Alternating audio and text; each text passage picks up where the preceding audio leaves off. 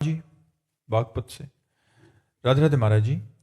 महाराज जी, कबीरा सब जग निर्धना, धनवंता नहीं कोई, धनवंता सोई जानिए जाके राम नाम धन होई। महाराज जी, मैं राम नाम जप करता हूं पर फिर भी साइकिल से ही चल रहा हूं, धनवान नहीं हो पा रहा।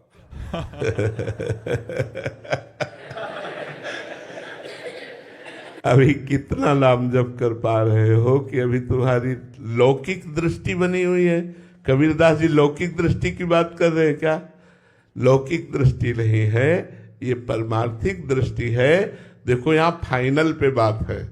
अच्छा, किसी ऐसे देश में भेजा जाए जहां आपको मकान मिले, स्त्री मिले, पुत्र मिले, मित्र मिले, सब कुछ मिला, लेकिन वहां से जब अपने देश के लिए लौटोगे तो सब छीन लिया जाएगा। बोलो, रहना पसंद करोगे ऐसे देश में?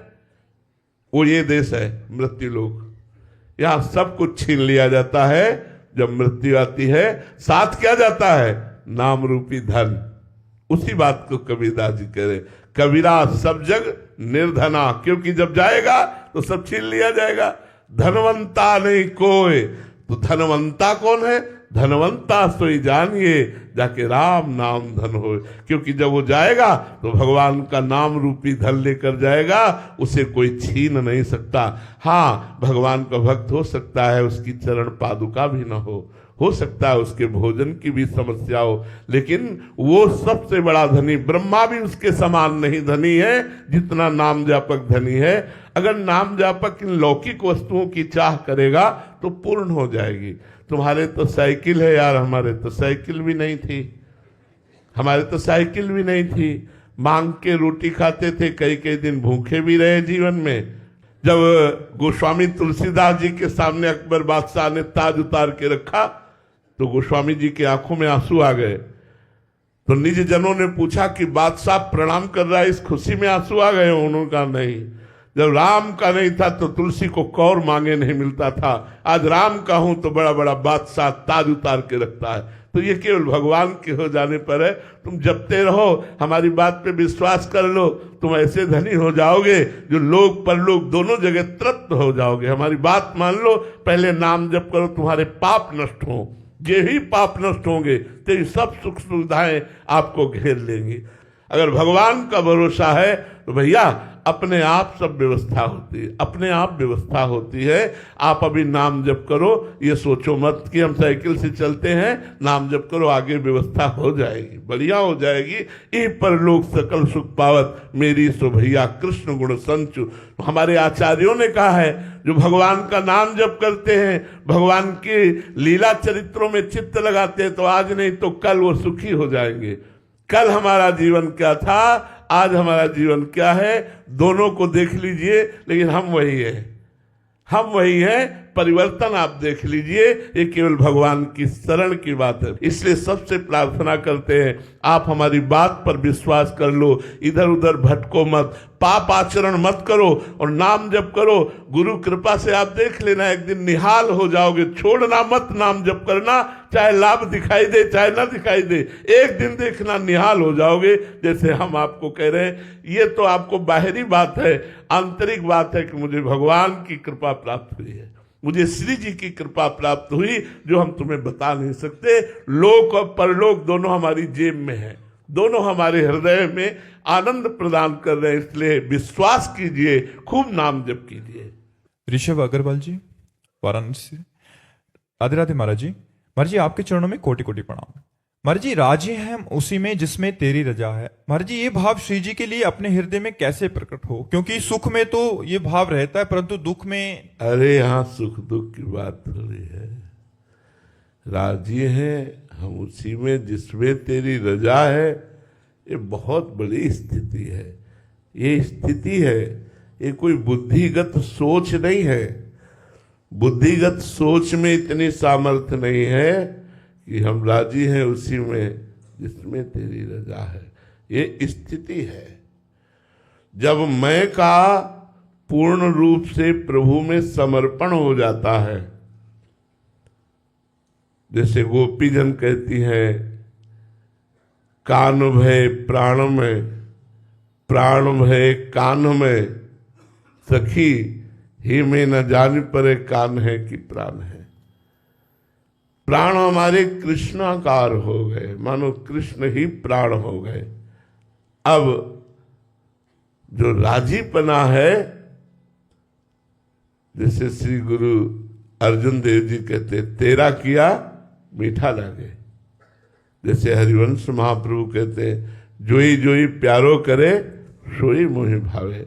जैसे श्री स्वामी हरिदास जी कहते, ज्यों ज्यों राखत हो त्यों त्यों रहियत हो हे हरि। ये बहुत ऊंची स्थिति है।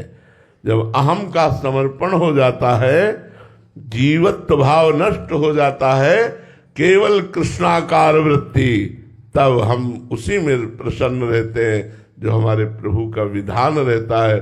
वो दुख सुख की वहां गणना नहीं होती, वहां दुख सुख की गणना नहीं होती, वहां प्रभु के विधान की गणना होती है। ये बहुत बड़ी बात है, ये बहुत ऊंची स्थिति है, जिसके हृदय में आ जाए कि हम राजी हैं उसी में जिसमें तेरी रजा है। ये बहुत बड़ी बात है। इसकी तो भीख मांगते हैं हम भी, इसकी भिक्षा मांगते हैं प्रभु से कि हे नाथ, ऐसी सामर्थ्य दे दो कि आपके विधान में क्यों में न लगे और मन राजी हो जाए। ऐसा क्यों ये न लगे, ऐसा प्रभु ने क्यों किया, ये प्रश्न न खड़ा हो और हमारा हृदय नाचे कि ये मेरे प्रभु का विधान है। चाहे वो घोर रूप हो, चाहे वो प्रिय रूप हो, चाहे वो शांत रूप में विधान हो या घोर रूप, घोर शांति का तांडव हो, तो भी हम राजी हैं उसी में जिसमें तेरी रजा है। ये अहंकार समर्पित होने पर ही ऐसी स्थिति आती है। ये बातों से स्थिति नहीं आएगी, ये बुद्धिगत स्थिति नहीं है, ये बुद्धिगत स्थिति नहीं। बुद्धि तो सुख में बोल देगी हम राजी हैं उसी में जिसमें तेरी रजा है, लेकिन दुख में आप सोचो, एक महापुरुष को तपते हुए तवे पे बैठाल करके और ऊपर तप्त बालू डाली जा रही है, पूरा शरीर जल रहा है ताप से, और कह रहे तेरा किया मीठा लागे। बहुत ये तो ऊंची स्थिति है। आरे से चीरे जा रहे हैं और मुस्कुरा रहे हैं। विष का प्याला मीरा जी के सामने भेजा गया, पी गई, हम राजी है उसी में जिसमें तेरी रजा है। अपने अहम को जब तक भगवदाकार नहीं कर दिया जाता, जब तक पूर्ण समर्पण नहीं कर दिया जाता, तब तक ये बात नहीं। आप सोचो, तुम दुख सुख की बात कर रहे हो, अपने धर्म के लिए गर्दन कटवा रहे, लेकिन हम राजी हैं उसी में जिसमें तेरी रजा है। उनके एक शिष्य ने कहा, अपनी सामर्थ्य प्रदर्शित करना चाहा तो सारे नजदीक बुलाया और छू दिया और कहा आप दिखा सामर्थ्य। हम वही जो वाहिगुरु का आदेश है उसी का पालन करते हैं। हमें अपनी सामर्थ्य का प्रदर्शन नहीं करना, हमें दिखाना है बलिदान देकर कि धर्म के प्रति कितना समर्पण होना चाहिए। हम राजी हैं उसी में जिसमें तेरी रजा है। ये बहुत बड़ी बात है, बहुत बड़ी बात है। हम राजी हैं उसमें जिसमें तेरी रजा है। ये तभी हो सकता है जब अपने को जिंदा मार दे। जिंदा मार देने को मतलब अहम को मिटा दे। जीवित मर जाए उलट आप में समाए यह दिलगिरी है। जीवित मर जाए उलट आप में समाए यह दिलगिरी है। अरे वो प्रभु का पार्षद होता है जिसके हृदय में बात आती है, हम राजी हैं उसी में जिसमें तेरी रजा है। नहीं, सुख में तो लगता है कृपा है, लेकिन जब दुख विपत्ति आती है तब हम कहां बोल पाएंगे कि हम राजी हैं उसी में जिसमें तेरी रजा है। ये वही बोल सकता है जो दुख सुख द्वंद्व से ऊपर भगवदाकार वृत्ति धारण किए हुए। ये साधारण नहीं है। इसलिए भाई खूब नाम जप करो और भगवान से प्रार्थना करो कि ऐसी स्थिति दे दे। किरण जी, महाराज जी, एक अन्य महापुरुष भी इसमें बोल रहे हैं कि कबीरा कुत्ता राम का, मोतिया मेरा नाम, गले राम की जेबड़ी, जित खींचे उत जाऊं। वही बात है तेरा वही बात है, इसमें बात वही है ना कि कबीरा कुत्ता राम का, मोतिया मेरा नाम, गले राम की जेबड़ी, जित खींचे उत जाऊं। जैसे राखत होते होते रही हथौड़ी। क्या महापुरुषों ने अपने आप को साबित किया, क्या समर्पण है इस दोहे में, क्या समर्पण है कि मैं भगवान कहूं, मेरी डोर भगवान के हाथ में है। जैसा जिसमें तुम राजी उसी ये है, जिसमें तुम राजी।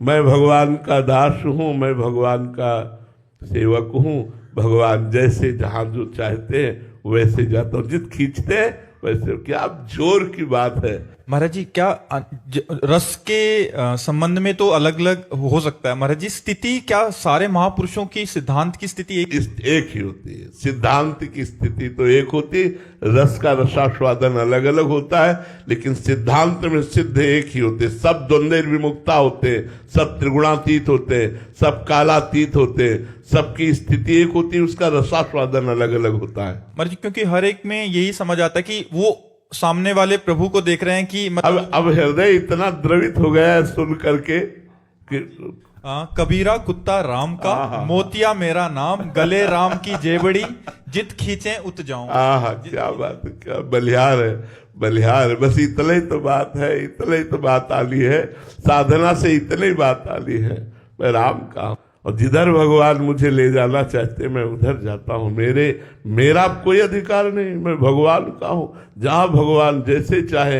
ये तो बड़े महापुरुषों की स्थिति है, ये छोटी मोटी स्थिति नहीं है। तभी कहा कि जैसे रखे उसमें हम राजी, ये बहुत बड़ी स्थिति है। ये स्थिति आ गई, फिर भगवान उसके अधीन हो जाते हैं, भगवान उसके अधीन हो जाते हैं जी। आकाश जी, राधे राधे महाराज जी। महाराज जी, आपके जैसा आध्यात्मिक जीवन सामान्य मनुष्य कैसे प्राप्त करे? इसमें अगर हम अपने हृदय की बात कहें तो साधना नहीं है, इसमें भगवान की कृपा है। हाँ, मालिक की कृपा है। वो कैसे गढ़ते हैं, कैसे बनाते हैं, किसको क्या करते हैं। हम लौकिक उन्नति में तो समानता की बात सोच सकते हैं, लेकिन परमार्थिक उन्नति में साधना काम नहीं करती, इसमें कृपा काम करती है। हमसे भी ऊंची स्थिति में उनकी कृपा पहुंचा सकती है, लेकिन साधन पथ में देखा जाए तो बहुत कठिन है, बहुत कठिन है। क्योंकि अब जैसे बच्चापन से 13 वर्ष से घर से निकले, आज तक घर नहीं गए,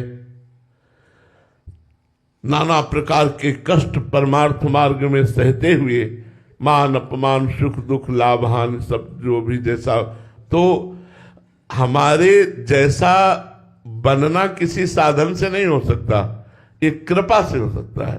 भगवान कृपा करे, मालिक कृपा करे तो मूकम करोति वाचालम पंगुम लंघयति गिरिम यत कृपा तमहम वंदे परमानंद माधवम। भगवान मूक को भी वाचाल कर दे, अनपढ़ से वेद बुलवा दे, लूले लंगड़े से पहाड़ फंदवा दे, वही सामा जो चेतन का जड़ करई जड़ई करई चैतन्य अस समर्थ रघुनाथ नहीं भजई जीवते धन्य।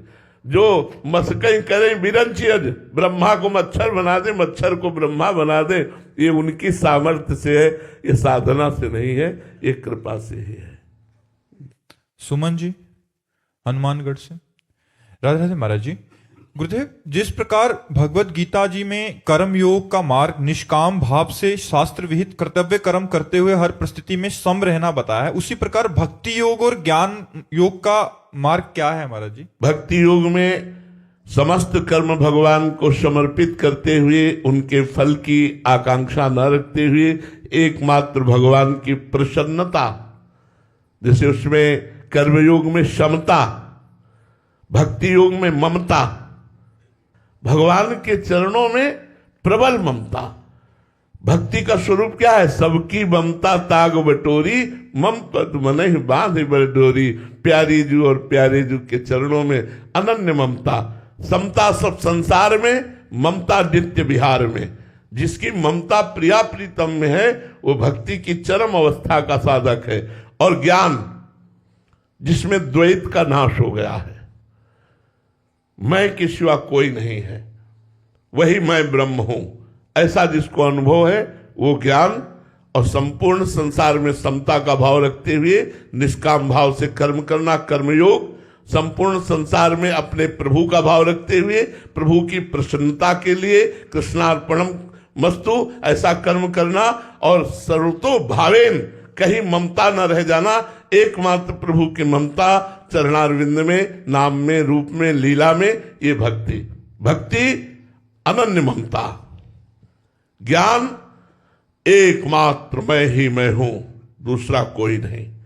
वेदांत, मैं अहम ब्रह्मास्मि, मैं वही परब्रह्म परमात्म तत्व हूं, भूल से अपने को देह आदि मान रहा था, ऐसी धारणा। तो ज्ञान और भक्ति और कर्म योग तीनों के द्वारा भगवान की ही प्राप्ति है। महाराज जी, हमें किस योग में चलना चाहिए? कौन? ये अपनी क्षमता देखनी चाहिए कि हमारी क्षमता क्या है। हृदय प्रधान भक्ति में, कर्म प्रधान कर्मयोग में, और बुद्धि प्रधान ज्ञान योग में। जिसकी तार्किक बुद्धि हो उसे ज्ञान योग, जिसका हृदय द्रवित होने, जरा सी बात सुना और हृदय द्रवित हो गया, आशिक्षित, तो उसे भक्ति मार्ग में चलना चाहिए। जो कर्मठ है, कर्मकांडी है, उसे कर्मयोग में चलना चाहिए। महाराज जी, कभी कभी ऐसे साधक भी आते हैं जो पहले ज्ञान योग में प्रतिष्ठित थे, वो है। हाँ महाराज जी, उसके बाद जाके भक्ति योग में उनका रुझान हो गया, तो महाराज जी ऐसी स्थिति आती है क्या? हाँ, क्यों नहीं आती है, क्यों नहीं। भगवान शंकर परम ज्ञानी है, क्या भक्त नहीं है? सनकादि परम ज्ञानी क्या भक्त नहीं है? हर समय हरिशरणम हरिशरणम। हनुमान जी परम भक्त हैं, क्या ज्ञानी नहीं है? ज्ञानी नाम अग्रगण्यम बुद्धिमताम वरिष्ठम, और परम भक्त हैं। गरुण भगवान के भक्त हैं, क्या ज्ञानी नहीं? गरुण महाज्ञानी गुण राशि। विश्वामित्र जी भगवान के भक्त, विश्वामित्र महामुनि ज्ञानी। तो ज्ञानी भक्त है, भक्त ज्ञानी ऐसा हो जाता है आगे चल करके। अगर उसकी रुचि भगवान में बढ़ गई तो प्रेम में निकल गया, अगर स्वरूप में आ गई तो ज्ञान में निकल गए। और भक्ति योग वाला ज्ञान योग में कठिन है। भक्ति योग वाले में मैं ब्रह्म हूं ऐसा ज्ञान कभी नहीं आएगा। स्थिति एक ही होगी, ब्रह्म नहीं, माया नहीं, नहीं जीव नहीं काल, अपनी हूं सुदिना रही। ये भक्ति की तन्मयता है। अपनी हूं सुदिना रही, एक रहे नंदलाल। वो भगवान में तन्मय होकर मैं का विस्मरण कर देता है, और वो मैं में स्थित होकर नानात्व का विस्मरण कर देता है। ज्ञान में ये अंतर है। भक्त कभी ये नहीं कह सकता मैं ब्रह्म हूं, ऐसा कभी नहीं कह सकता, ऐसा नहीं सोच सकता। वो सदैव सोचेगा मैं। देखो कितने बड़े महापुरुष ज्ञानी हैं। कबीरदास जी जैसे अद्वितीय ज्ञानी होते हैं, और कह रहे मैं कबीरा कुत्ता राम का, मोतिया मेरा नाम, लुट जाने का मन होता है। ऐसे महापुरुषों की बात सुनकर ऐसा लगता है लुट जाओ, इनके चरणों में बिक जाओ। कितनी बड़ी बात कहती। बहुत बहुत बलिहार है ऐसे महापुरुषों में। राज शर्मा जी बंगाल से, राधे राधे महाराज जी। महाराज जी, निकुंज प्राप्ति के लिए सबसे ज्यादा क्या आवश्यक है? नाम जप, या संपूर्ण समर्पण, या लाडली जी की कृपा? तीनों। एक को आपने जो लिया उसमें तीनों आएंगे, क्योंकि जब लाडली जी की कृपा होगी तभी आपको रसिकों का संग मिलेगा। रसिकों के संग से आत्मसमर्पण होगा, और जिसके प्रति आत्मसमर्पण किया उसका निरंतर स्मरण होना, यही निकुंज गमन की बात है। तीनों जरूरी है। ऐसा नहीं है कि लाडली जी की कृपा है, आपका आत्मसमर्पण नहीं हुआ, नाम जप नहीं किया, तो वो तो सब पे है। क्या सबका कल्याण हो जाएगा? क्या सब पर मोरी बराबर दया? तो उसके लिए आत्मसमर्पण अनिवार्य है। आत्मसमर्पण बिना रसिकों के संग के नहीं होता, बिना भगवत प्रेमी महात्माओं के संग के नहीं होता। आत्मसमर्पण का फल क्या है? भगवद स्मृति। नष्टो मोहा स्मृति लब्धा। मोह का नाश हो गया, हर समय भगवद स्मृति में, हर समय भगवान नाम जब चल रहा। हरिवंश कृपा, हरिवंश कहाँ है? तो लाडली जी की कृपा, आत्मसमर्पण, आत्मसमर्पण की कृपा, निरंतर भजन। समझ में आया? तीनों अलग नहीं किए जा सकते, तीनों एक कड़ी की बात है जिसे आप अलग अलग कह रहे हैं। महावीर रनवा जी, राधे राधे महाराज जी। गुरु जी, क्या गृहस्थ धर्म में रहकर मोक्ष की प्राप्ति संभव है? बिल्कुल संभव, बिल्कुल संभव है, पर नियम से हम ऊपर चढ़ते हैं। अगर नियम भ्रष्ट हो जाए तो हम नीचे गिर जाते हैं। जो गृहस्थ में केवल अपनी पत्नी से ही भाव रखता है, अपने परिवार को धर्म पूर्वक कमाई से पालता है, आए हुए अतिथि को प्राणपन से स्वागत करता है और नाम जप करता है, उसको घर में रहते हुए भगवत प्राप्ति हो जाएगी। हमारी बात लिख लो। कोई तपस्या, कोई बाहर तीर्थयाटन या कोई और ना करे, केवल अगर कर सके तो करे, लेकिन अगर और कुछ नहीं कर सकता है तो केवल अपनी पत्नी से अनुराग करे, पर पत्नी से व्यभिचार न करे, और ये मांस, मछली, शराब, अंडा इसको ना खाए, और नाम जप करे और धर्म की कमाई से अपने परिवार का पोषण करे, मोक्ष हो जाएगा। भगवान की कृपा से उसका मोक्ष हो जाएगा, उसको भगवत प्राप्ति हो जाएगी, उसको ज्यादा परिश्रम करने की जरूरत नहीं। महापुरुषों ने स्पष्ट वर्णन कर दिया, जो नाम को स्वीकार कर लिए भगवत प्राप्त हो गए। नानक नाम जहाज है चढ़े सो उतरे पार। नाम जब कर रहे हो, गृहस्थी में हो, भगवत प्राप्ति हो जाएगी। सुखराम दास जी फरुखाबाद से। राधे राधे महाराज जी। महाराज जी, आदि से ज्यादा उम्र बीत जाने के बाद भजन शुरू किया, इस भगवत प्राप्ति के मार्ग पर चलने के लिए भगवत प्राप्ति ना हुई तो महाराज जी फिर से जन्म इसी मनुष्य जीवन का मिलेगा? पता नहीं क्या मिलेगा। भरत जैसे महापुरुष को अगला जन्म हिरण का मिलता है, हम तुम्हारे लिए गारंटी कैसे दे सकते हैं कि आप मनुष्य ही बन सकते हो।